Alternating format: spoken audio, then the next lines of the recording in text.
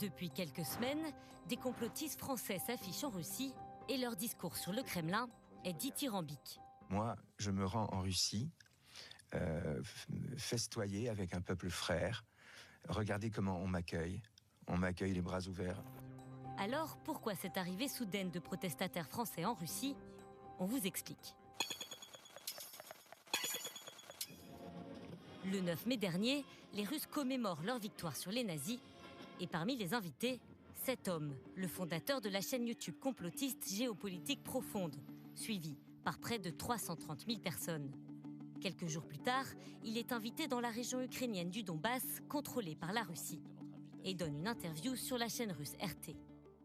On est vraiment dans une autre vision des choses une fois qu'on est sur place. Tout change en fait, toute la vision du monde explose, tout le narratif occidental est détruit tout simplement quand on voit les personnes qui vivent sur place. Cette vision des choses, il l'expose aussi à Moscou lors d'une conférence. À ses côtés, Alain Soral, multicondamné, notamment pour négation de crimes contre l'humanité. Durant cette conférence, Alain Soral reprend des poncifs antisémites. Vladimir Poutine lui-même serait dans l'époque actuelle et à venir le catéchone qui permettrait d'empêcher le triomphe définitif du mal sur Terre, incarné aujourd'hui à la fois par les judéo-nazis ukrainiens et par les judéo-nazis sionistes. Autre invité à la cérémonie du 9 mai, le chanteur français Francis Lalanne.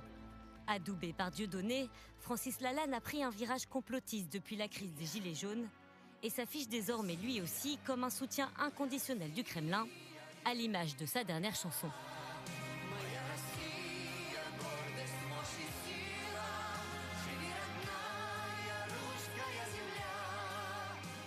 Ces invitations entrent clairement dans le cadre d'une stratégie mise en place par la Russie depuis longtemps, selon cet expert.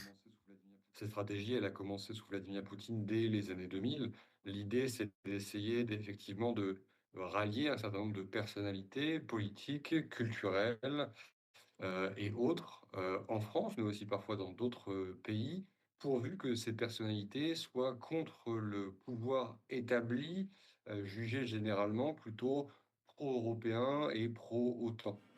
Les complotistes français sont donc désormais les bienvenus sur la place rouge.